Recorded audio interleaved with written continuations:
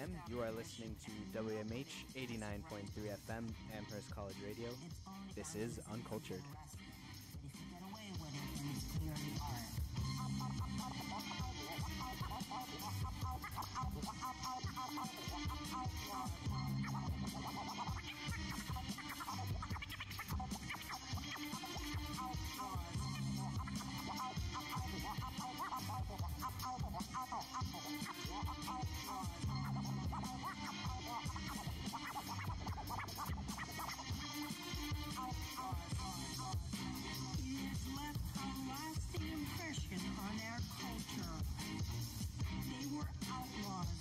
With spray paint as their weapon of choice.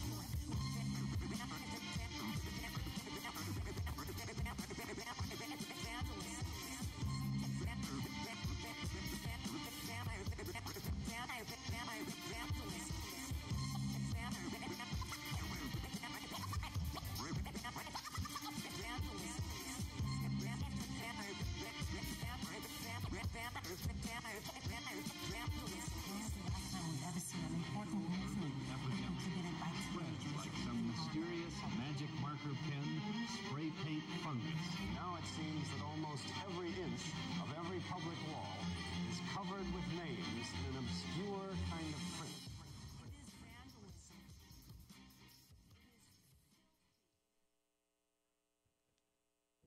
being together. But do you know what they are made up of?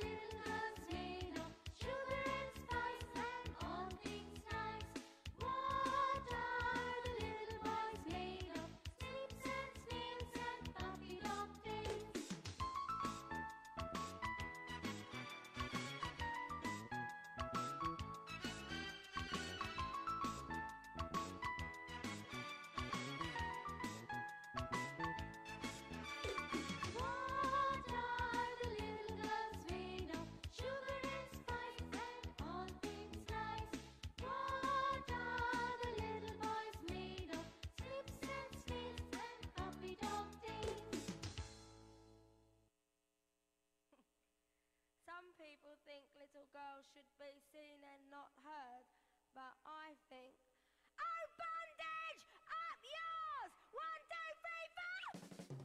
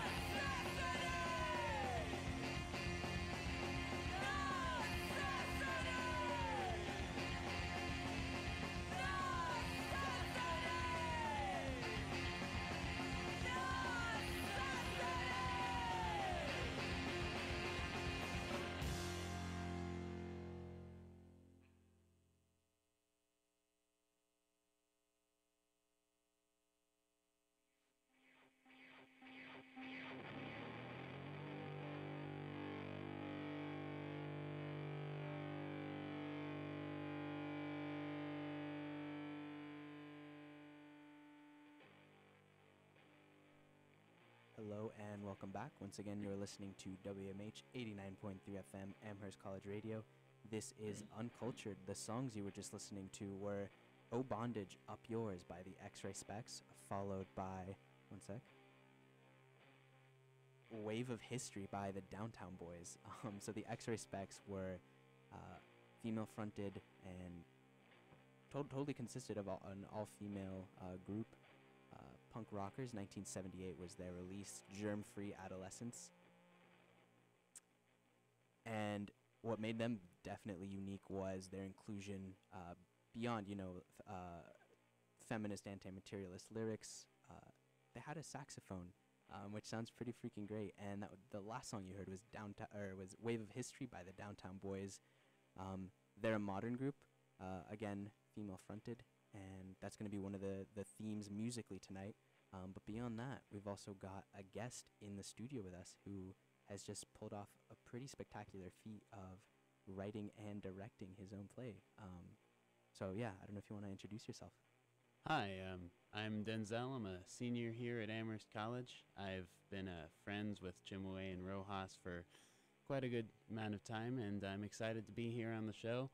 I directed and wrote this play that's my thesis for my theater and dance majoring business that I do, and it covers themes of sexuality, race, late-stage capitalism, artificial intelligence, and where humanity might be headed in the coming years in the context of a world that's kind of sick of us.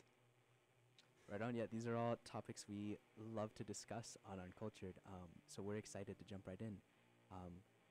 So this was for a thesis. Was it something that if you hadn't had that sort of incentive from Amherst College you would have pursued, or is it something that just like from you in your heart you think you would have followed? I actually was looking at at a comic that I made when I was about 10 years old that my parents showed to me, and it was of a small boy named Leroy wearing a VR headset so that he could play with dinosaurs, and it came from this core intent that I've been following my entire life, which is this feeling that humans are trying to control everything instead of working with everything. And whether I went to Amherst College or not, I think I would have followed that seed that was planted in me. These ideas of control?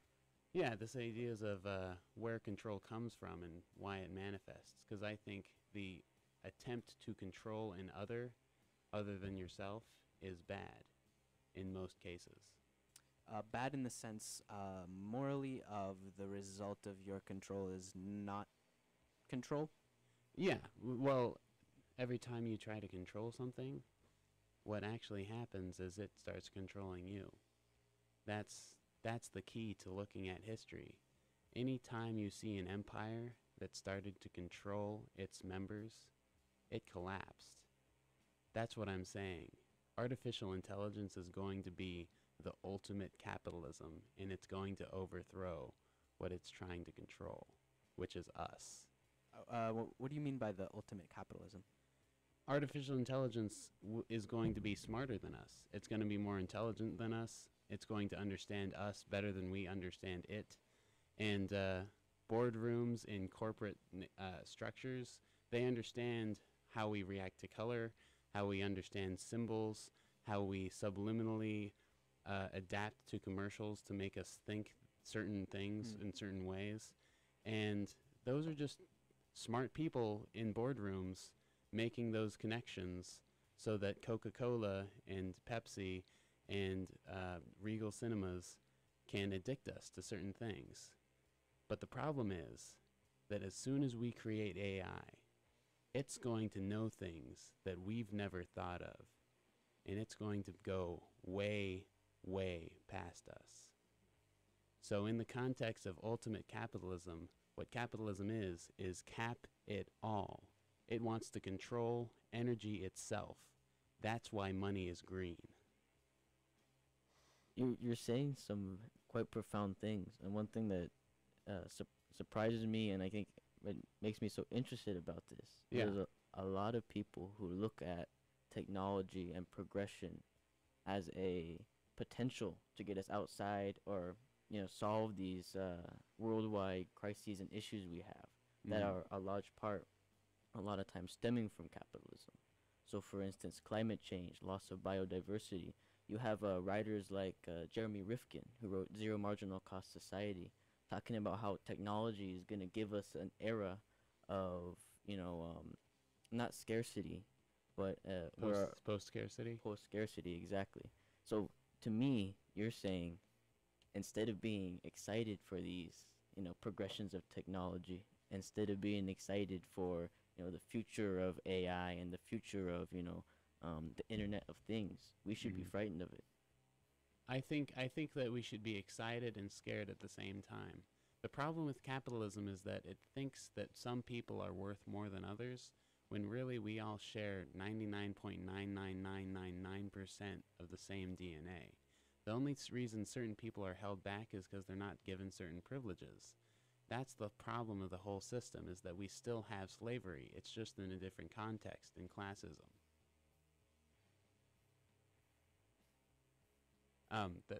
Those are just my thoughts. We can branch off from there. Word.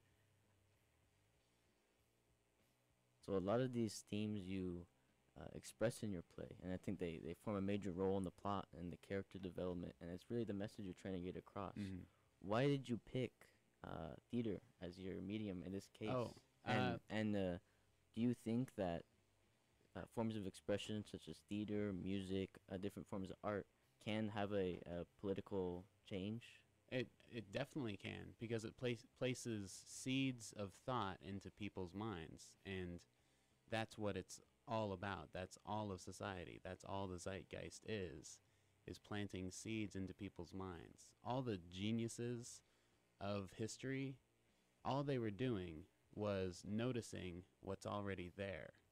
They weren't geniuses in and of themselves in that they saw something that didn't already exist. They saw something that was already there. And I think that's the key to finding what we should actually be doing, is everyone should pursue exactly what they want. That would be the best society. What was the question again? Why did you pick theater as your medium in this case? Okay. And do you think that what is the second part? Do you think that forms of art and other forms of cultural expression can have political input? Everything is politics. Everything is politics. If you say that you're not political, that is a political stance, in that you're fed up with the system that is, so you give up. And giving up is the worst way of changing anything. Because if you give up, that means you think that you're better than other people, when really everyone should be equal. I think what art does is it unlocks that part of our minds that we don't actually fully have capabilities to put into words, so that we can explore each other's minds. The more creative you let yourself be, the more access to truth you can find. That's my thoughts on that. And science is very rationalistic. It's very much wanting to turn everything into a particle, whereas art is a lot more fluid. It wants everything to be a wave, when really, in the duality of photons, scientifically, it's a particle and a wave at the same time. I think art and science should be the same fields. And the reason I ended up gravitating towards theater more than any other medium is that it directly interacts with minds, live, on stage. That's why music is so powerful. That's why we worship musicians as a culture, is that musicians can have the ability to heal or hypnotize. And a lot of our favorite musicians hypnotize us into worshiping them because they're so goddamn talented. What the danger of that is that a lot of the musicians, which I don't think as much, I don't know, there's some people like Bono who I think are fine, but I think he still has some pride in him. That's why he wears glasses. Hot take. Anyways, so yeah, I think I gravitated towards theater because it's more of a direct connection between people, And that's what I want the most, is connection between people. And that, because that's what tears down the barriers. I think a lot of the intellectual world has gotten caught up in words, and words aren't the end result. It's the connections between the words that we should care about. Because words create paragraphs, create books, create ideas, create civilizations.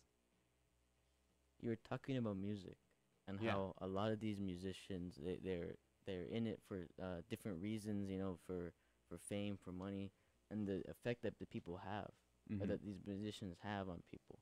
And I think that goes back to what we've been talking about on this show, about Uncultured, and why we play different kinds of music, why we value community radio or student-led Mhm. radio, is because it puts forward these other forms of expression that, instead of hypnotizing, are You can wake. You can inspiring. use hypnosis to wake people up. That's why so much music is revolutionary, is because it can put you to sleep or it can wake you up. And it's very powerful at doing either. I'm curious both about your distinction between hypnosis and getting woke, as As they someone put it, say, yeah. as they say. Both just politically and emotionally, what that might feel like, and how you draw that distinction in your personal life, and also, actually, yeah, if you could just Okay. speak on that, and then Yeah, I'll, yeah, yeah. I'll have a follow up. For me, hypnosis is complacency. The reason the movie industry isn't stuck in a place where they keep recycling the same script over and over and over again is that they found the key to hypnotize people into being complacent, and that's saying good will win over evil, good will win over evil, good will win over evil. And if you play the same stupid script every single time, they'll gravitate towards that.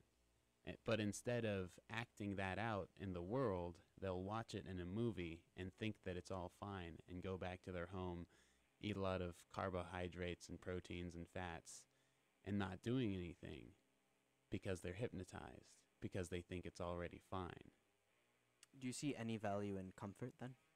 I do see value in comfort. I think everyone should take time to rest, but I think everyone's main goal in the world should be to reduce suffering in others. We should reduce each other's suffering. That should be the main mission of every single person in the world, so that we can actually work in concert with each other. What does it mean to work in concert with each other? It means to harmonize. All of our bodies are a series of organs, and the better they work together, the more in harmony they are, the more in concert they are. And we are all organs of the same species. If we harmonize, then we can work together and create a better world. Be the change in the world you want to see.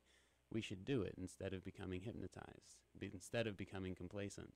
Complacency is way different than being tired. Like right now I'm tired, but talking to Rojas and Chimway is very energizing to me, so that pulls me forward to continue talking. Gotcha. Yeah. I have a couple questions off that, but then running with this idea of tired.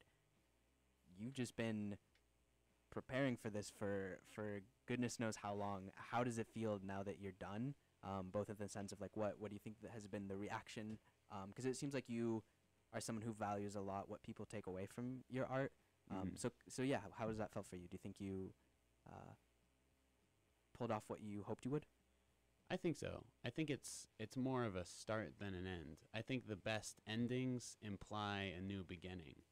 And in a sense, I think a lot of people were really excited in my play because it implied something larger than anything I could just say as myself.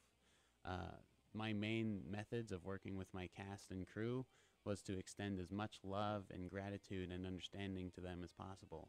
In fact, there was at one point with one of my cast members, that they were worried about being able to graduate, and I could really feel that energy in the room, so I ended rehearsal early and told them that they should take care of themselves, and if they needed anything, that they should reach out, because ultimately I put that person's mental health over my play. And what that did is it made them better able to act and more dedicated to looking at my play's vision and carrying it out, because I loved them over my own ideology. And I think that is what pulls forward an ideology, is putting people over the idea. You talked earlier about complacency. And Yeah. you're talking now in a really powerful way about, caring for other people, looking after other people. Mhm. And my question coming from that is, a lot of times complacency comes perhaps from a fear of being uncomfortable. Well, a I fear mean- of being uncomfortable yourself. So where do you draw the line between complacency for the sake of comfort, and then also, being able to acknowledge and appreciate comfort in other people? I think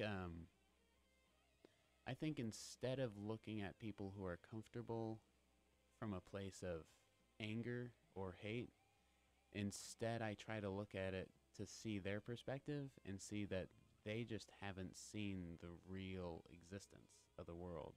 That's why the United States of America is not very, empathetic to the rest of the world, is that they're insulated. Their only neighbors are Mexico and Canada, which are fairly innocuous. And then within the United States, we have a system that is broken, but at least it's functional enough to make people think that the world isn't as bad as it actually is. See, we moved slavery out of our borders and into the nations of others, so that people in China and Mexico and other second and third world countries, instead, they could be the ones that take the burden of our massive wealth and our massive waste of materials and goods. Did that answer what you were asking? Or because it's coming from a place of understanding of how little someone has processed the world. I think comfort usually comes from either an inability to fully understand someone else's situation or a refusal to. And I think ultimately most people in the world who are comfortable and don't feel like they want to impact the suffering of others, they just don't know. And I want them to know, not from a place of thinking that I'm superior to them, but from a place of love to say, look, you can help, and I want to help you be able to help. And is that where art and cultural expression comes in? To be Exactly. able to shatter the complacency like you were talking about, and kind of look at how people can start acting Yeah. in empathetic ways? Yeah, exactly. I think the wounds of culture and the world are like a thorn in the side of your hand, or right in your palm or something. And a lot of people think that how you heal that thorn in your hand is you press into it to try and get it out as hard as you can. No, that's not how you do it. You have to be gentle around the sides and slowly get at the circumference around that thorn. And then, once you're firmly planted in it and the person you're healing trusts you, then you pull it out. And I think that extends beyond just an individual, but the society in general. We have a lot of thorns in our sides that we got to pull out. And we can't be violent. We got to be gentle. Beautiful. On that idea, we're going to take a little music break, and we'll be right back. This is Denzel. Been talking And about... Then after, sorry. Go for it. Then after that, you can meet my parents, the two people in the world who genetically created me through the process of meiosis. And yeah, you'll meet son of wood and daughter of Pangak. We're Thank you very excited to much. have you on. We're excited to have your family. Thank you for joining us today. This is Oh, it's my pleasure. this is Artificial by X-Ray Specs.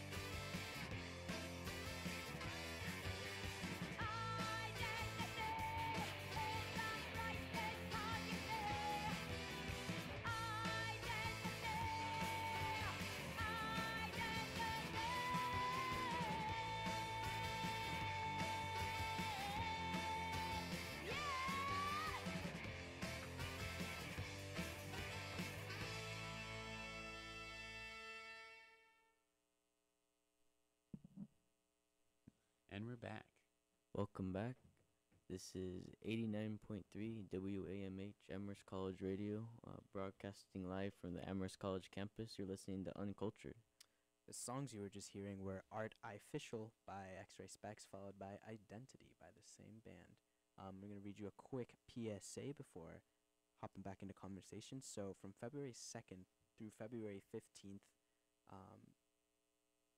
at every one of those days at 5 p.m., I'm assuming, will be the 12th annual Five College Film Festival. So the Five College Ooh. Student Film and Video Festival is an annual event featuring original films and videos by Five College students. The festival, which is sponsored by the Five College Film Council, is held each year during the spring semester. Submissions are evaluated by a jury of students and faculty members from each campus. Selected works are shown at the festival, and awards are given. If you go to the Facebook event, you can submit your own work. The deadline is February 15th. So you still have 4 days to submit at 3 p.m. Contact Clark29 at mountholyoke.edu for further questions. Thank you. Exciting. We are honored to have you, Denzel, and your family in the studio today. We're excited about what you've been talking about. Some very you. provocative statements. We love it. Love to be provocative. One thing we wanted to talk about is, your culture, your heritage, where you come from, and how that influenced your play, your forms of expression. And at the same time, we want to tie in your family here. Let your parents speak on everything, what they think about it. But I think we should start with you. Okay. Well, on my mother's side, I am a Nupiat, which is coastal Alaskan Native people group. They live off like seals and whales and netting and fishing, kayaking next to the ocean.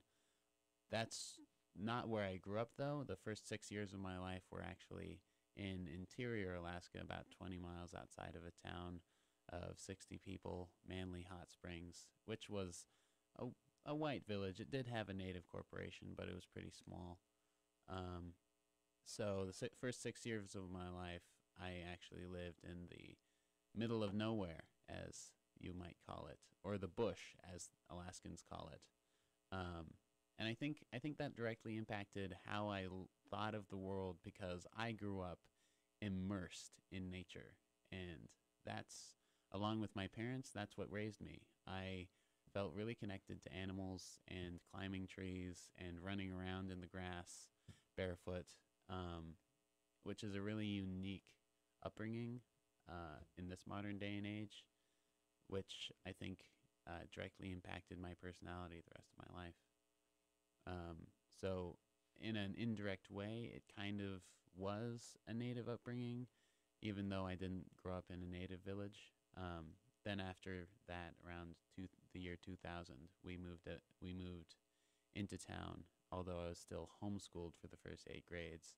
So in that context, I wasn't negatively conditioned by an education system that is based around making kids complacent and boring rather than creative and weird. That's a good thing, I think. But we're talking about your connection to nature, your immersion in nature, and that's a really important thing in most native cultures. I think in cultures that I think are based in land, are based in the plants and animals, and I guess that's goes into a lot of the themes in your play, where you talked about this world where there are no plants, there are no animals, and how do you deal with that as an indigenous person? Is that accurate? Oh yeah, it's definitely accurate. I think the world, in not even in a spiritual sense, in a scientific sense, is one single organism, because we all share DNA structures in order to survive and have memory. We are one organism in a certain sense. We are one body on a planet that is alive. And we have a climate that we evolved to change in order to be alive. We changed the atmosphere as living organisms in order to support us. The reason there's oxygen in the air is that trees, through chloroplasts, which absorb light from the sun, create energy and use carbon dioxide to turn it into sugar, and then they give off oxygen. And then animals live on that oxygen with mitochondria. It's a cycle. It's a feedback loop that evolution designed so that animals and plants would be dependent on each other, which means that it's one organism all together. We think we're separate, but we're not, scientifically speaking, not even spiritually. And what I think in regards to that is like, if a body has an infection, it starts flaring up. And that's what I think climate change is. Humanity has stopped communing with nature and using it as a tool to understand the world, and is instead killing it, destroying it, or controlling it. And the earth is flaring up in response to us as an infection. That's a profound thing to say. I think that you talked about your schooling, you talked about your upbringing. And Yeah. I'm sure that, that has been a big influence on you. And we're grateful that you got that upbringing so you can come here and share, these statements. But in that spirit, I wanted to, in the spirit of, intergenerational knowledge, I wanted to have your mother introduce herself for and sure. talk a little bit about her perspective on this, about, raising you up in Alaska and about connection with, other organisms and, what that means. Hi, I'm Cheryl, and my son is William Denzel Wood. I want to start by saying when I was born, I was Cheryl Ann Punguk, and then my mom remarried, and then I was Cheryl Ann Payne. And then when I grew up and got married, now I'm Cheryl Ann Wood, and my mom was Myrna Gay LaBelle. And this is a thing I learned in Talking Circle to introduce where you come from. And I want to just do that right now to honor my parents. My Eskimo father was Ronald James Punguk, and he passed away when I was 7. And then my mom that remarried my dad, Ernie Mason Payne, and that's where I got my second last name. And then when Denzel was born, we became a bigger family. I wanted to say we had, on our homestead, we ran dogs. So everything from Denzel's play, where he talked about the native people and their issues and things that concern them, that was all things that were very important to Denzel's dad and I. And then even the story about the dog team, that was all true. That was all just really important to us. And we're really proud of Denzel for writing this important play. And I wanted to tell the story of when I found out I was going to have Denzel, and that was 23 years ago, minus 3 days. And if you do the math, that was on Valentine's Day. And I mushed into Manly Hot Springs. It was a 15-mile mush ride from our homestead into town. And I went to the clinic, and I had a pregnancy test. And that was the best Valentine's Day present I ever got. And I was really so excited to be given the gift of Denzel. And we're really proud of him, and we're really grateful for him. Sorry if I'm sounding like I'm crying. Thank you, Mother. So I got a degree in Native American Studies in 1994, and these are issues that were important to me. I've started out in college trying to do science, and it was really dry and all in your head, and it left out the heart. And so then I switched to the Native American Studies, and my senior thesis was to go to the village where my family's from and catalog the plants that the Native people there have used for forever. And it was just really fun to go talked to the elders, and we just went berry picking with them, and we went to fish camp. And my husband was my photographer. We cataloged the plants and made a database of the native names for those plants, and then the uses that the native people, my people, used. And it was I got 20 credits worth of college to go do that, romp around in the not woods, because there's no woods there. There's one tree in Gallivan, and it was this scraggly old spruce that grew behind my grandma's house, and there's no trees out there in the tundra. So it was a pretty neat project to go spend the summer out there, and that was in 1994. Don't do the math this time. So anyway, I'm really glad to be here and see Denzel and the culmination of his college and everything that has been sown into him from his childhood and here at this great college too. Yeah, thank you for coming on. Yeah. So I was curious. You said for your thesis it was this ethnobotany sort of study. Did you find that as a way to put the heart back into science? Do you think there's potential for that? Totally. You can't leave out one, and you can't neglect the other because we have to be balanced. I think Native people have a lot to offer the world, and I think it just, as Denzel was saying, we need healing, and I believe that the Native people can really lend to the good of the planet, and being close to the earth is very important to Native people. So I really enjoyed my ethnobotany class. I love plants, and I love people, so they can go together. Because I got to spend time with the elders, and it did not feel like work. I felt guilty. I got 20 credits doing fun stuff, Do you feel similarly about your thesis, Denzel? Absolutely. So many people came up to me in regards of being like, "Whoa, you did so much work. This was so much work," and I really didn't feel like it was a lot of work. I put a lot of energy and time and care into it, but I think any time you're doing work and you don't have fun with it, that either means it's something you shouldn't be doing or it's something that's absolutely meaningless.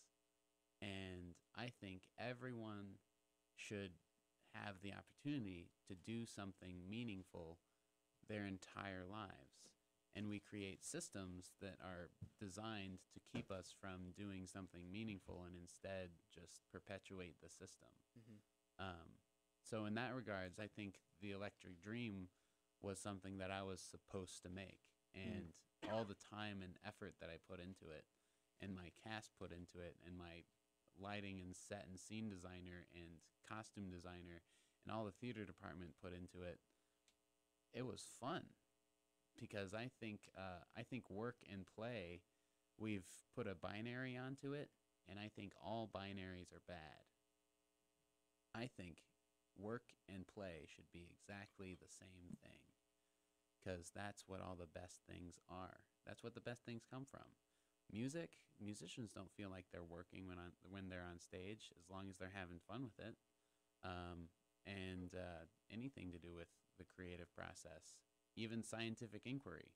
I really doubt Newton felt like he was doing work when he was figuring out how the stars and the planets moved in concert with each other. He was having fun. So you seem like someone who's very fond of making these big general statements about how we might be living better lives. So and I could be wrong. I think one of the things is like I try to be humble. So. But just to kind of sort of map this, you seem to be finding direction and value in a sort of Venn diagram between what is fun and what minimizes suffering. Are there other elements into how you kind of try to construct meaning in your life? I think I construct meaning in the sense of just taking words for what they are, and they're just words, and instead try to connect to what the words are really trying to say. like, what does the word everything mean? It means everything. It's like all of existence is a series of things. So the universe, which is one script, one verse, it's all being spoken all at once. Everything exists.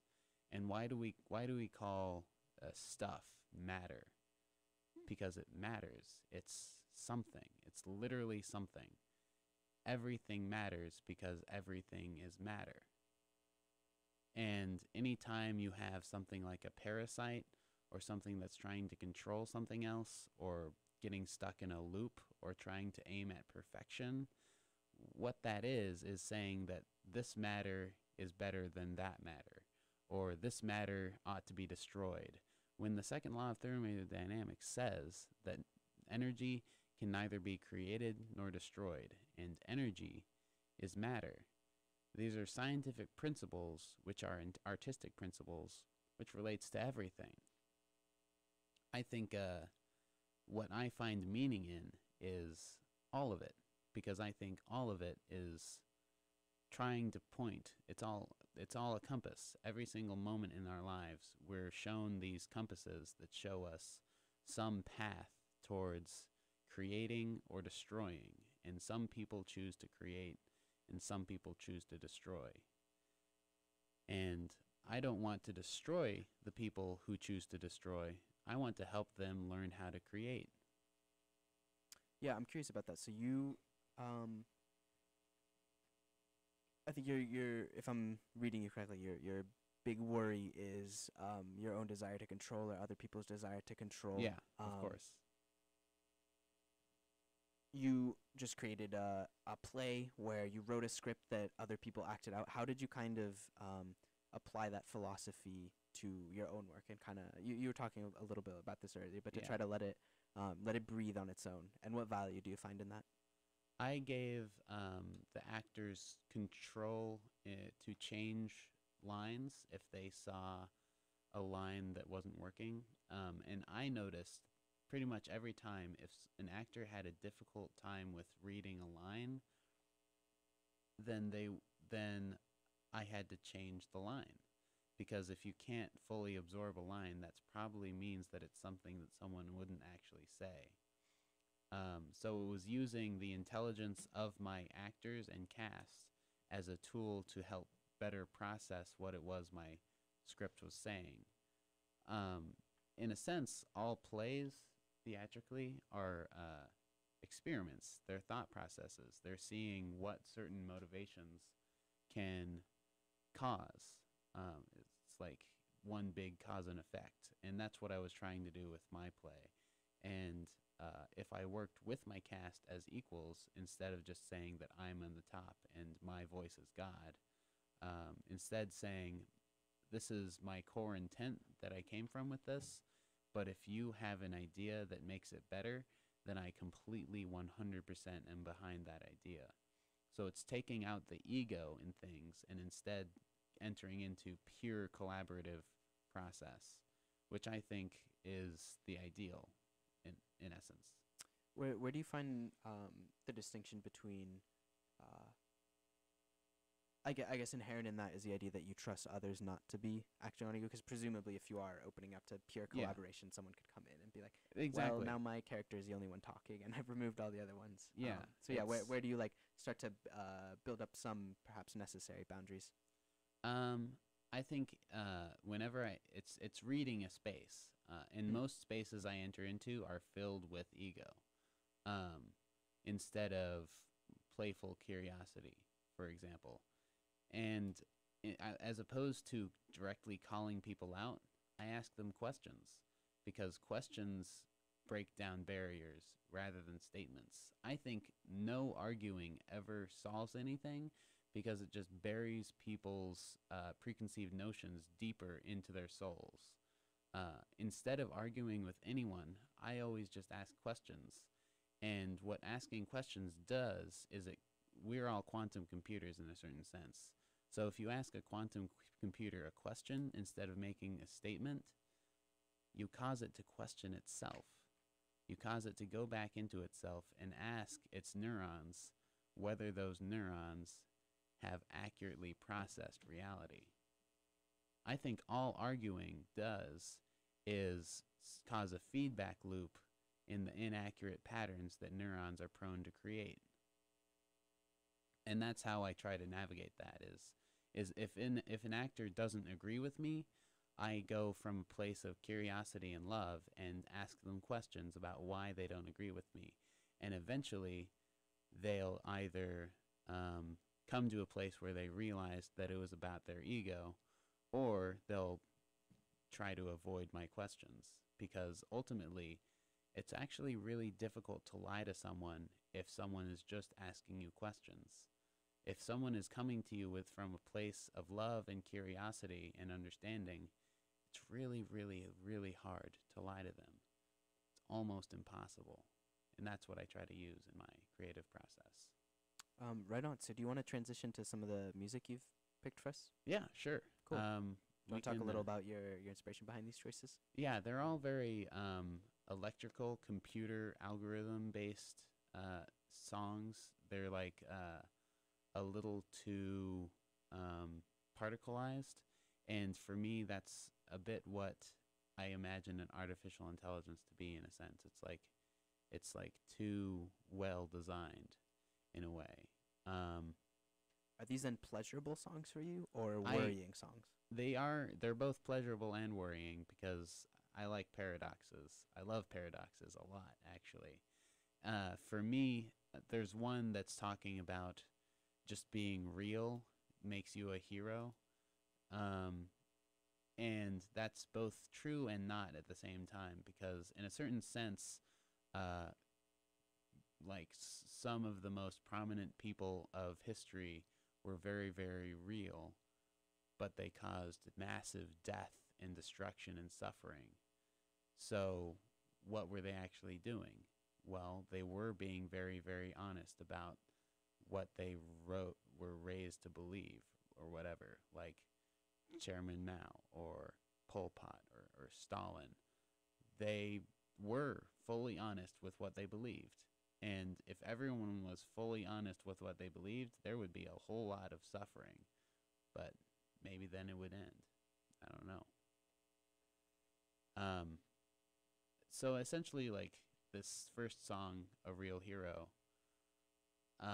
it's asking what it means to be real and what it means to be a hero. There's a quote from Nietzsche where he basically compares heroes to sunspots. When you look at the sun too long, you start to develop a sunspot because the cells in your eyes start becoming depleted of energy and can no longer tell your brain how bright the sun actually is. Nietzsche said that heroes are sunspots. They're absorbing all that energy that existence has so that we don't have to experience it. But that means that we're not actually experiencing reality. The heroes are. But what if everyone could be a hero? What if the Avengers, what if Marvel and DC is lying to us? And actually, everyone should be a hero every single day and do their absolute darndest to be kind to every single person that they meet in that day. And that's the point of living. What if those sunspots are lies and we should pay attention to each other instead of staring at the sun? Beautiful. Do you want to play this song? Yeah, let's play A Real Hero.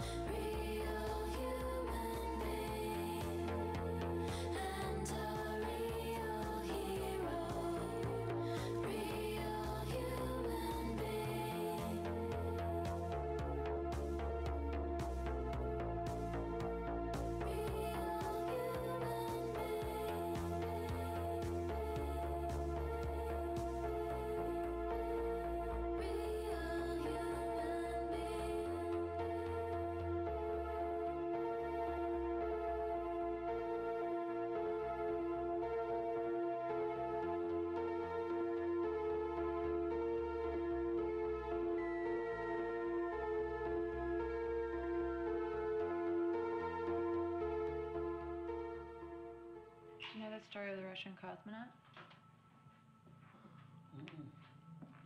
So he goes up in this big spaceship, and he's got this portal window, and he's looking out of it, and he sees the curvature of the Earth for the first time. And all of a sudden, this strange ticking begins coming out of the dashboard. Okay, yeah. But he can't find it. He can't stop it. It keeps going. A few hours into this, begins to feel like torture. What's he gonna do? He's up in space. So Cosmonaut decides the only way to save his sanity is to fall in love with this sound.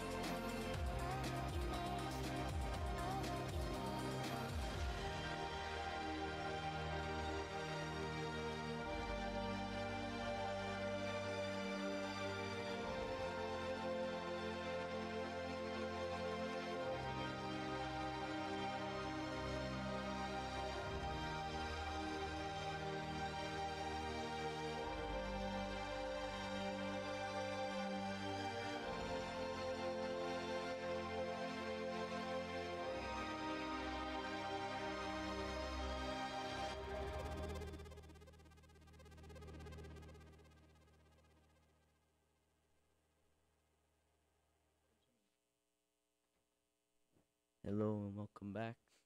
This is 89.3 WAMH, Amherst College Radio, broadcasting live from the Amherst College campus. You're listening to Uncultured. My name is Chimoy. My co-host is Rojas, and we're Hello. uh, honored and grateful to have Denzel Wood and his family here today in the studio. So you want to describe or tell the listeners about the songs you just played and the importance of them? Well, I think I talked a decent amount already about A Real Hero, and then it transitioned to Moment Apart by Odessa. I don't What was know that called? Odessa, Moment Apart. I don't know Oh. if I'm pronouncing the band name right. It has an S and a Z right next to each other. Not sure how you pronounce that. But the song is called A Moment Apart. A Moment Apart. Its opening is basically talking about an astronaut in the middle of space that has lost contact with his spaceship and is floating, and he's trapped with a ticking. And he figured out that in order to stay sane, he had to fall in love with the sound of that ticking. And for me, what that represents is the necessity of falling in love with the little things that could otherwise be annoying in life, like the fact that you have to get up every day, the fact that you have to sleep every day, the fact that you have to interact with certain people, do certain things, perform certain actions. It's almost like the more you can let go of your expectations, the more you can fall into the fun things when you really have the opportunity to explore them. And that's what that says to me. Because, I mean, ultimately, we are all astronauts. We're on just one big spaceship. We are flying through the universe at every single moment in our lives. We should all just be screaming our heads off with just the sheer intensity of what it means to be alive. So is this a theme in your play? How did that manifest itself within the story and the characters? Yeah. One of the main characters was Tulik, who Tulik is based off one of the Alaska Native languages, words for raven, and raven started the world in that certain Athabascan mythos, and Tulik in this very future world post 2037. It's supposed to be where global climate change and human advancement came to a place where there was no nature left. And for him, as someone who wanted to commune with nature, the last place he could go was a digital reality, to satiate his soul's need for just being in nature. So instead of trying to hold on and basically dying with nature, he kind of accepted the system that was, even though he was bitter, and made the best out of it to live the life that he wanted to live. And it didn't work for him exactly, because he got screwed over by the billionaires he was trying to collaborate with. But at the same time, he did his best, and that's basically all you can do. In that context, he had a dog team in this virtual world, which also doubled as these like antivirus programs that saved him from being absorbed by the artificial intelligence. Very convoluted, strange plot. It makes more sense when you actually watch it. But there was one dog. Well, all the dogs in the play were based on real dogs that my dad and mom had, because I had a dog team. Well, my family had a dog team all as I was growing up, and I incorporated that into my play. It was the main thing that was really speaking from my childhood. And one of the main dogs was Toad, who doesn't run with the team. She's not a member of the team. She was outside of the team. She was a husky that was pure white with a pink nose and had a lot of personality. And my mom, Cheryl, and my dad, Bill, can start getting into some of the culture of Alaska and dog mushing in general, and all the different toad stories that they have, because there are a lot of them. So I'll stop talking for a while, because I've been talking way too much. So Toad was my first kid, really. I treated her like a kid. She was with me as a puppy when I lived in California, going to school, and then when we moved back to Alaska, we tried to put her in the team, and she really resented being demoted from this kid position to a sled dog. And so when the dog Woody got sick and fell over, that was a true story. She really did fall over and pretend to be sick so she could get out of the team, but she was totally faking it. And so she would chase the team or sort of tease the other dogs and say, "Ha ha, I'm not in the team." And her nose was pink, except in the summer it turned black, it tanned. And she was sort of a creature. You know, you have these mythological creatures, and even like Raven, you know, he's creator, and he's, you know, this trickster. But Toad, she was a creature too. And so we said she was a pig, toad, sheep, goat, deer, fox, coyote, snake, wolf, weasel, wolverine, dog. Yeah, thank you for sharing that context. It's a beautiful moment in the play. For our listeners, sorry you can't experience it. You know, it's just a beautiful moment in talking about these relationships that they have, that where they're not real characters in this play. They're digital kind of creations, which is very sad, but it's beautiful to hear about them in real life. So could you tell us a little bit about the importance of dogs in Alaska, and you know what that means living up there? Yeah, so I mean, this is Bill. Traditionally, dogs, of course, were the pickup truck of the day, and until pretty recently, really. I mean, Alaska didn't come into the more modern realm until the 1900s. Alaska, I mean, Fairbanks, the city we live in now, is only just over 100 years old. You know, white influence, the Russians out on the coast since maybe the 1700s, but they didn't go very far into the interior. And, you know, the Britishers, the Hudson Bay Company in the interior, maybe in the 1800s a little bit, but not much. So really I mean, there were native guys who were alive and since I've been up there, and since I've lived up there, and that had grown up and never ever met a white guy until they were in their 20s. And those guys are, they've passed now, but they didn't pass that long ago. But anyway, you know, dogs, they were the pickup truck, and that's how you got around.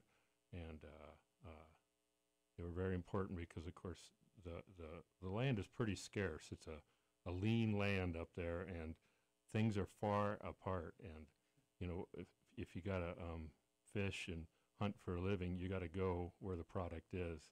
And so there are villages now, but, you know, back in the day they would have been moving around a lot. They would have moved to different spots and come back to same spots on a seasonal basis, but not really any established villages. So the dogs were very important to get around and get from place to place. So I'm assuming the relationship you have to these dogs are very, very different from, like, I'm from the suburbs of Texas. You know, dogs are a pet. They're a friend. I'm sure this is a totally different relationship. So yeah, I was wondering if you would speak on seeing an animal maybe more as an equal. Oh, yeah. I mean, when you're out, especially when I was first there and before I had a wife and family, and, you know, your dogs are your friends, but they're also your workmates, you know, and they are kind of equals. You're kind of the leader amongst the equals, I guess, but everyone's got a personality and everyone's important. And the dog Toad that Cheryl talked about, that kind of got raised in California, and once you're raised outside like that and you come back to the fold, she didn't really want to work hard like the other ones that were brought up to do that. But they're treated really, really well when you're especially a small-time musher like that and you have 10, 12 dogs. I'm a pretty big guy, so I kind of needed 12 dogs, and I was usually hauling lots of goods too. So 12 dogs is kind of what I needed. As the years went by, and haul less stuff, and maybe down to 8 dogs, like Denzel had in his show, an 8-dog team, and that's about the minimal you need to get around.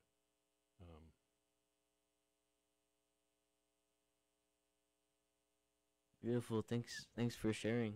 I'm interested in, talking about the land and the relationship you have with the land and why that is so important. Um, when you build this relationship with the dogs, it also has to do with the land. And we were talking about, ethnobotany and connecting with plants as well as people. And I was wondering, um, do you think that what does that mean in today's age when we're seeing, loss of biodiversity, when we're seeing these different ecosystems collapse? How are we going to move forward and kind of navigate these new spaces as things are changing so rapidly?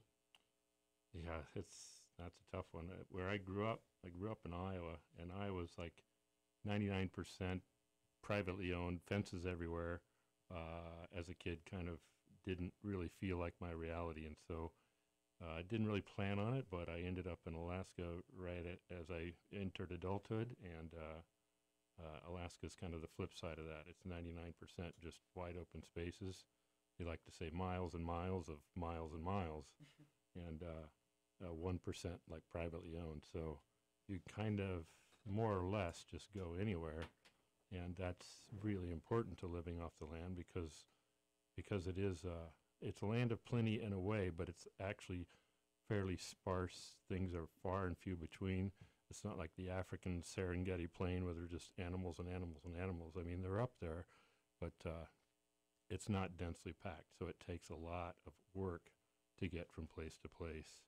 And that you really do get close to the land because you're on the land, working it very hard to go from place to place, or whether you're fishing for the summer or perhaps hunting in the winter, and you've got to move from where the product is, where the resource is.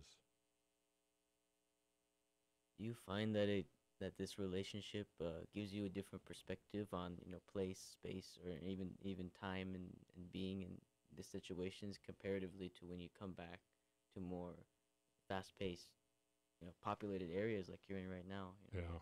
What does that feel like? It is. It's kind of a hard shift to come into a more populated area. Although up in Alaska, although we lived kind of off the land like that for years and years, I did move into Fairbanks as Denzel was a young person, and started living more, whatever you call it, city life, I guess.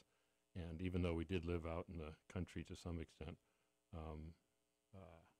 you get connected to that, and it is it's a bit of an emotional jerk to come down here, and then feel like I got to go back and get reconnected again, because once you're plugged into that, it's hard to become unplugged and stay unplugged. So you really, for me anyway, I got to get plugged into that again. So It's a interesting phrase, plugged, unplugged, because a lot of times nowadays, you get plugged into your phone, or you get plugged into a computer, and I think that's a lot of what Denzel says is the Matrix. That's a lot of what Denzel was talking about in his theater, where you're plugging yourself in, literally your consciousness, Yeah.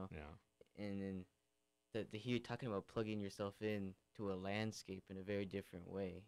Did you make that connection when you were watching the play, or did you think about that at all? Oh yeah, the play was, those scenes in there that with Tulik. I mean, each time I kind of choked up a little bit, even though because I'm here and he's my son and stuff. I watched the play each night, but each time it's like, oh my gosh, I can't believe I got choked up about that again, because I already saw that scene. But anyway, yeah. Well, for our listeners, Denzel, would you want to explain kind of the premise of plugging your consciousness in and all that for people who weren't able to see the play? Yeah. Fill them in. Okay. I have multiple options here, which is why I was choosing between different microphones. So, with plugging yourself in within the context of the play, you could have the choice of using a Neuralink, which requires a surgery, or a jumper, which you can put on your head like a helmet. which is two different ways of streaming yourself into this Uber version of the internet that has like a space-time continuum to it, and you can kind of go anywhere, do anything you want to, play around, and it's intended to be like a better version of existence where you can like live like a god or something like that. Do whatever you want to do. Life can become a game.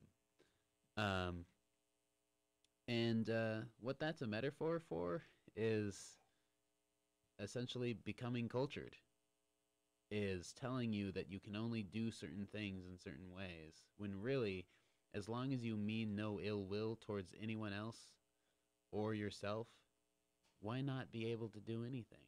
Like, why can't we go around and sing at the top of our lungs from class to class? Why do people get annoyed at that? Well, because they're judging the other person.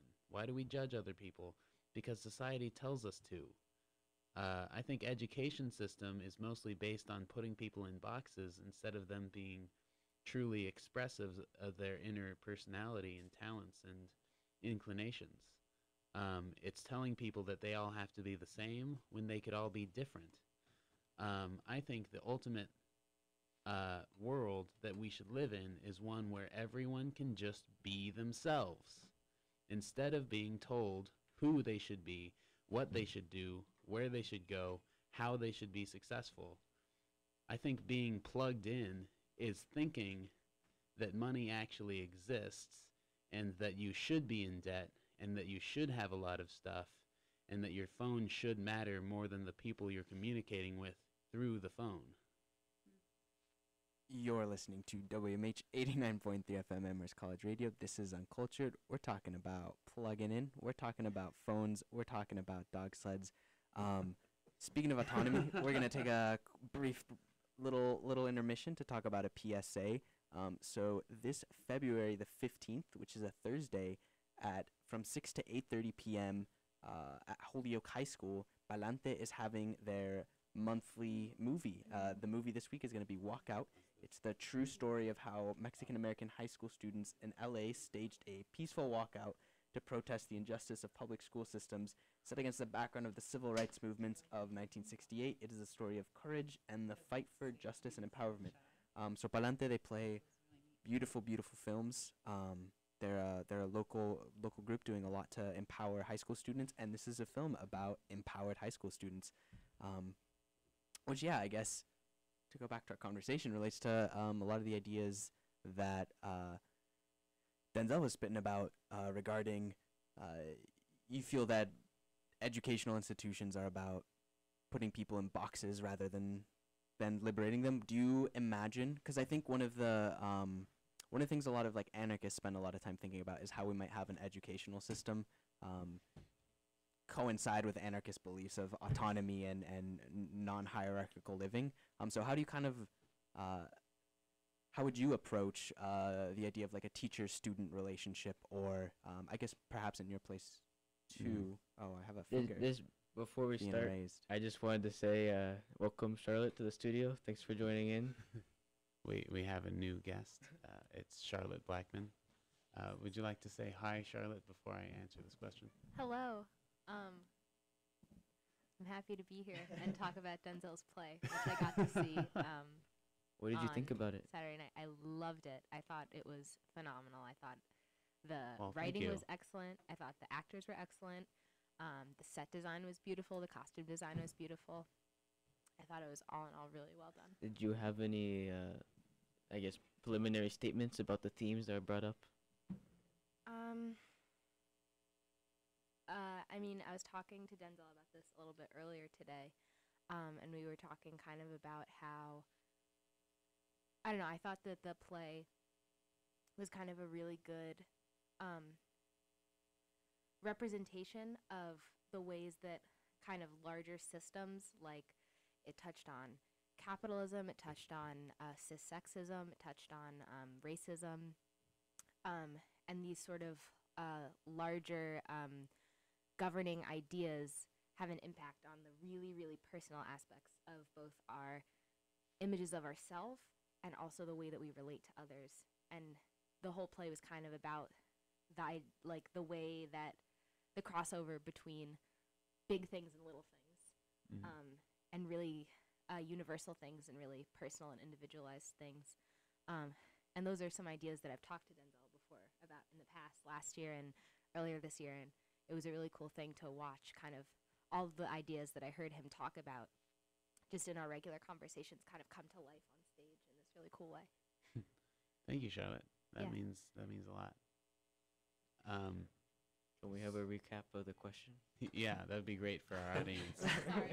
Yeah, just how do you approach something like directing a play or something like teaching when there seems to be this hierarchy already in it?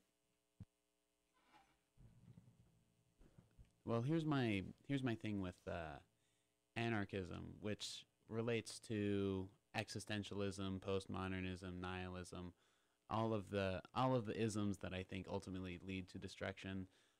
Generally, they come down to one absolute, which is that there can be no absolutes, which is a logical fallacy because it implies that there's one absolute. I think there's a possibility to have absolutes. We just can't ever assume what they are.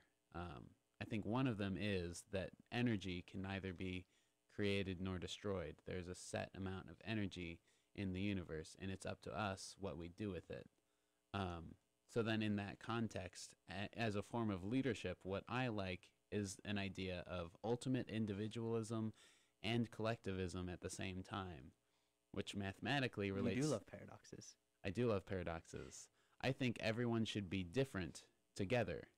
We should collaborate just as much as we want to collaborate. And if you don't want to collaborate, you don't have to. Which isn't saying that we have some cohesive society with an opt-out system. I think we would have a society where everyone would be exactly themselves and would work towards whatever group goals or missions we have that coalesce. Instead of putting ideology over people, it would be people over ideology. The ideology would come out of the people. That sounds very anarchist in and of itself, though. It does.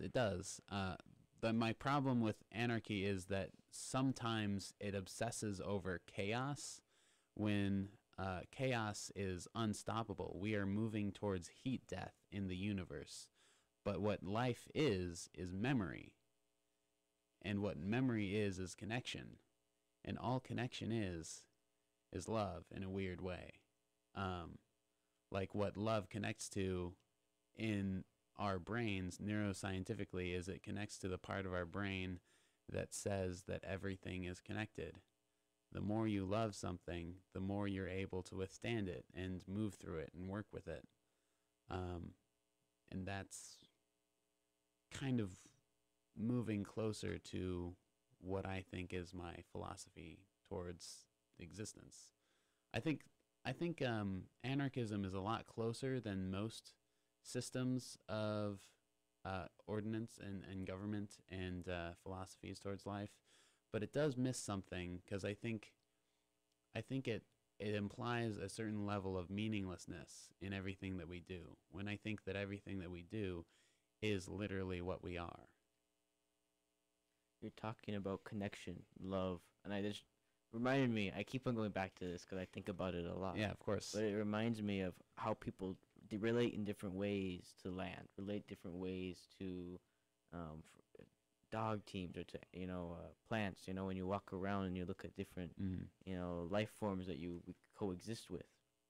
And I'm wondering if, there's different ways of plugging in, whether you plug into your computer or whether, as Bill, you said earlier, you plug into the land. Does that have to do with connection? Does it have to do with love? Yeah, maybe? absolutely. I think the problem with certain types of connection, like ownership of land, for example, is that it relates to fear of someone else using what you think is your land. Anything based on fear or hate is destructive. And we own land as individuals or nation states or corporations because we're fearful of someone else using what we think we deserve, when ultimately it's just squares of dust on a big rock. No one owns anything. Everything will be destroyed. Everything falls apart. Everything moves towards heat death. The end of the galaxy is when we all fall into the black hole at the center of it. We're trying to own everything. What capitalism comes from is, it means literally cap it all. Even water. We bottle water and sell it when it covers most of the earth. It's insane. It's madness. It's literally madness to think that we can control everything when we can't. You know, I think that a money system should be based on energy. It should be based on joules. Like a dollar could be based on how much a gallon of water could be boiled or something like that. And, you know, the reason oil companies patent all solar panels is that as soon as people have solar panels, energy comes out of the hands of the corporations and into the hands of the people. And that's dangerous because money is energy. And if everyone has energy, then money becomes meaningless. We create scarcity as a tool to control ourselves. That's the ultimate plugging in, is the fact that we control ourselves instead of loving each other. So this is Denzel's mom again, Cheryl. And so it seems like the theme might be balance then? Yeah, it is. It's being in the middle. It's accepting that sometimes paradoxes can be true. The reason prime numbers are so satisfying is that they're only able to be divided by either the totality or the individual, the one or the number that is. The reason gold can't be eroded is because the amount of protons it has is a prime number, 79, I think 79 or something like that. It's right before the 80s. And what that relates to is nothing can react with it equally except itself. So it can mix in with other elements, but it won't react to them. And that's why gold is so lustrous, is that its electrons are free from other elements, and it can react to light in a certain way that attracts us to it because it's pure. Even if it's not, it's pure in that it doesn't react to anything else. And I think that's what the best individual can be like, and the best group would be like, is ultimate exclusivity and inclusivity at the same time. And it's really hard to accept paradoxes because we can't fully process it in our brains. But just because we can't fully process it doesn't mean it isn't true, because we can't process the universe, but it still exists whether we believe it's there or not. Are there moments in your life where you can turn to as perhaps examples for yourself of when you or a community you've been a part of, you felt has embodied this idea of simultaneous exclusivity and inclusivity? I think anytime you have a healthy family, and I think my family was pretty healthy. I think the reason my parents homeschooled me was so that they could let me be myself while also learning the tools that I needed in order to be successful in my future.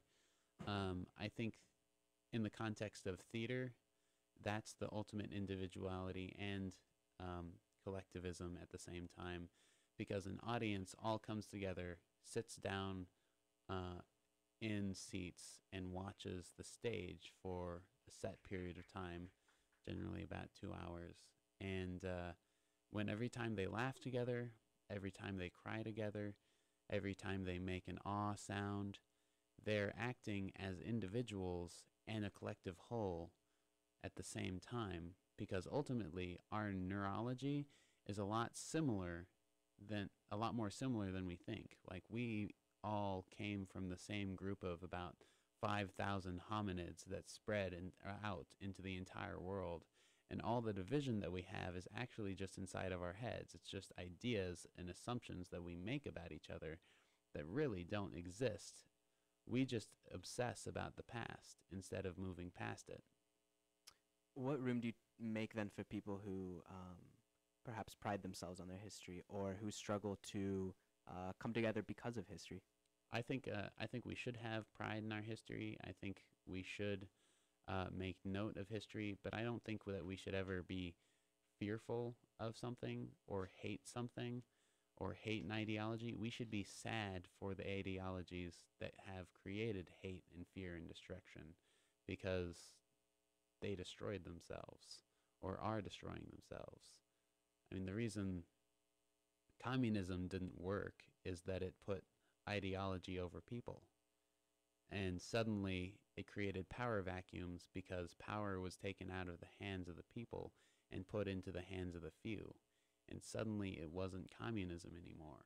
It was authoritarianism or fascism or something where one person could decide the lives of millions, which is always, not sometimes, always a bad thing. Anytime someone can decide the lives of millions, that system should be destroyed because all it is a house of cards that will collapse. Do you want to move on into this next song you've chosen? It might be a little palate cleanser. Yeah, sure. Innocence. This song is Innocence, also by Electric Youth, a band that I enjoy, or it might be one person, I'm not sure. And it's just joy of being and simultaneous sadness of being. That's how I feel about it. There you go. Innocence by Electric Youth.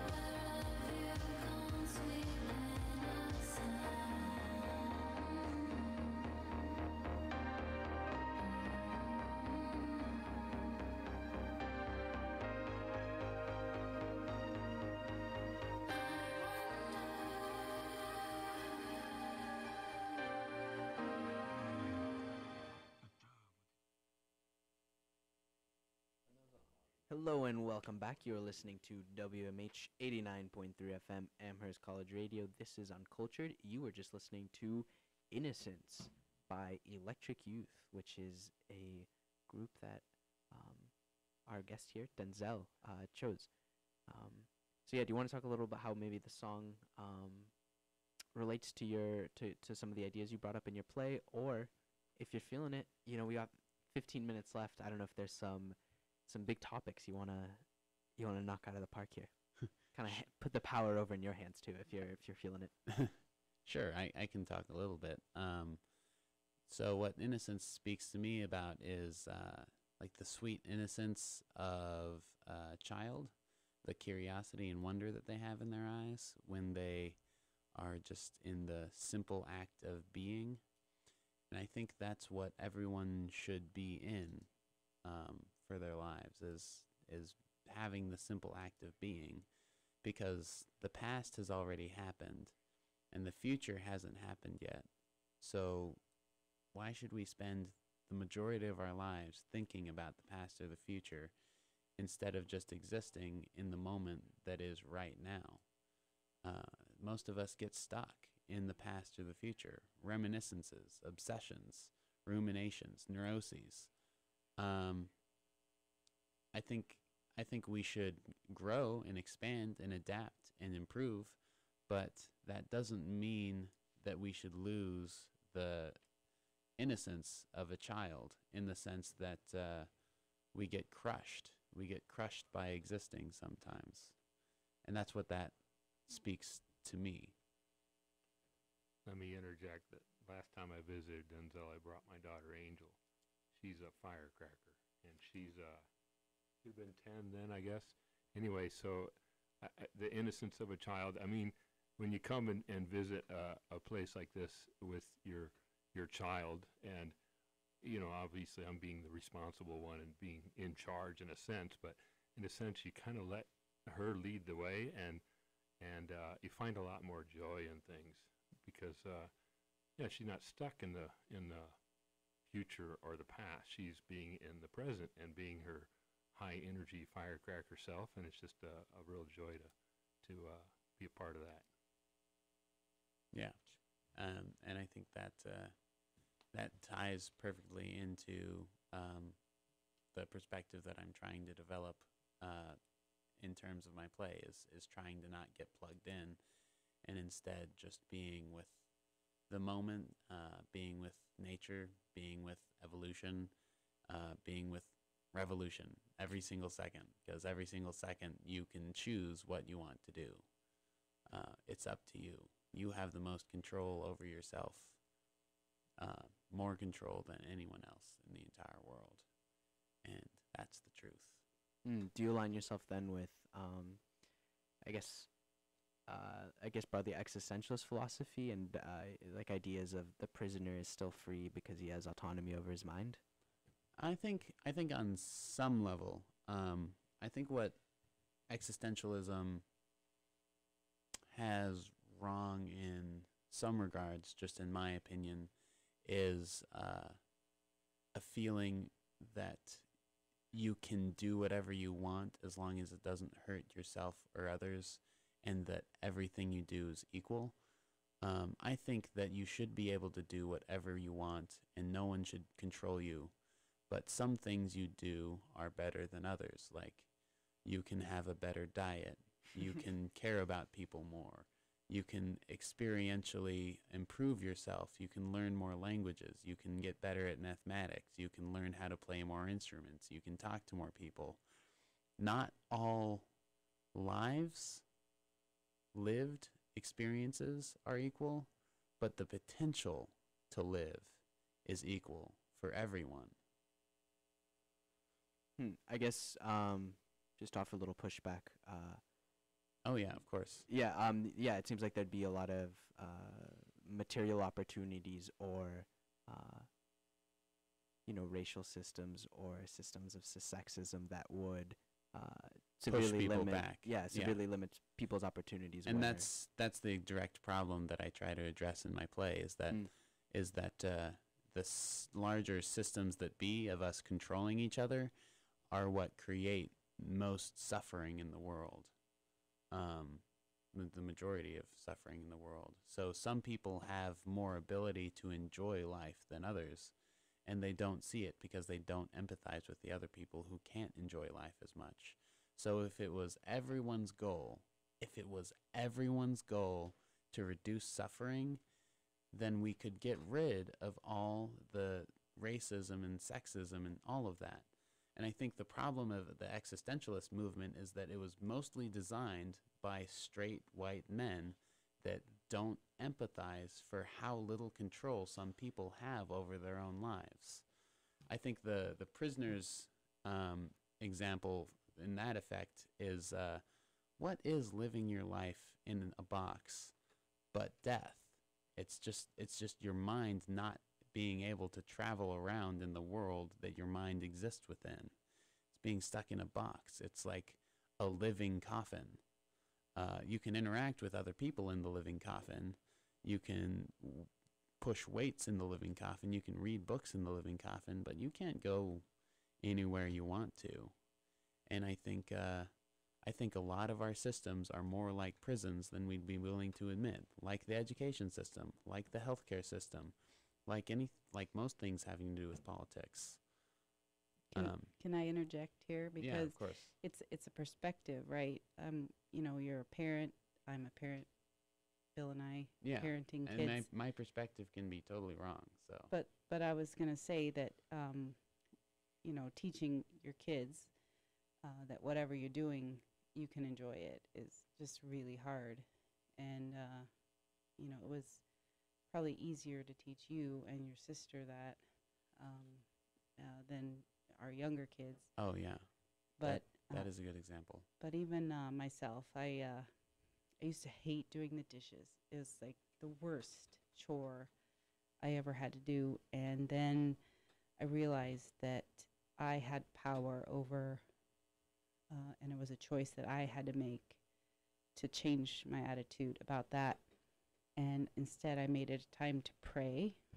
So I would pray over people or situations when I was doing the dishes, and it transformed my horrible attitude about it, and I could do it joyfully. And now I want to say one of my favorite days of the year is a day that we go volunteer for a local farm that we are involved in, and we work all day, and it's super fun. And my kids think I'm just such a bizarre person because I have fun on that day where we work all day. But, I think we were successful in teaching at least most of our kids it's okay to work and still enjoy it. Yeah, and my adopted siblings, 3 of them from the Philippines, they experienced a lot of neglect and abuse and trauma in their lives. So it's a lot harder for them to have experiential enjoyment of life because they've been filled with thorns in their childhood upbringing. And my family has been spending years trying to pull those thorns out of them and help them enjoy life more. So that's really the main tenet, is saying that it's sometimes perhaps you can't actually heal someone and bring them back to a place of joy for the world. It's just the attempt to want to understand them, understand where they're at, and maybe want to help them if they're willing to be helped, because you can't control anyone. The only person you really have power over is yourself. And if someone doesn't want to be helped, then that's their choice. Thank you for those words. I think we're going to end on a couple songs. I've picked this next one, Bad Seeds. I think it might summarize a lot of these ideas we've been talking about. And it's a song that's... It's a great name. It's near and dear to my heart in the same way that ideas like being uncultured are. So here's Bad Seeds by Beat Happening, and then we'll come right back on to say our goodbyes. So thank you.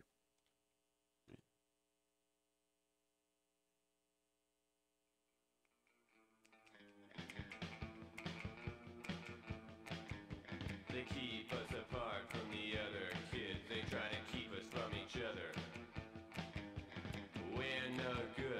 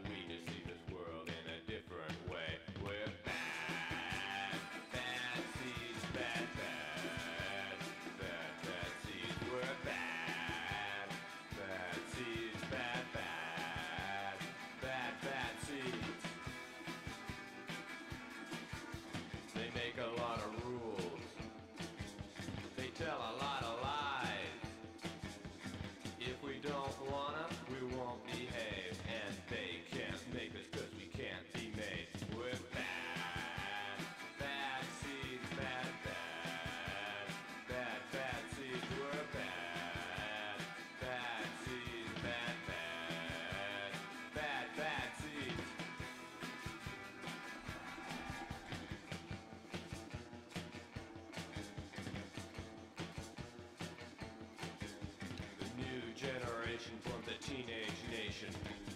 This time, let's do it right. Bad, bad seeds, bad, bad. Bad, bad seeds were bad. Bad seeds, bad, bad.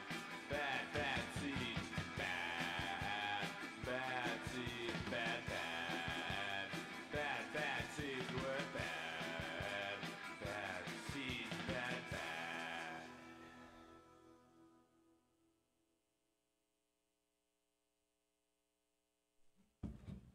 Hello and welcome back. You're listening to 89.3 WAMH, Amherst College Radio, broadcasting live from Amherst College campus. This has been Uncultured. You've been listening to Denzel Wood and his family, talking about a range of topics from plugging in, plugging out, the future, the present, the past. And we're really grateful to have all you in the studio. So thank you very much. And Rojas and Chimaway have been amazing hosts with great questions and great energy. They're both very energizing people, and I'm very grateful for that. I think you brought us up there. You just brought such passion to all your answers. And yeah, thank you again to your parents for teaching us about your way of life in Alaska. It's just so different from my life in the suburbs. Yeah, it was beautiful. So thank you. And thank you for raising up Denzel so he could be here. All right, we'll end with True Love Will Find You in the End by Daniel Johnston. Thank you so much for listening. Good night. Night.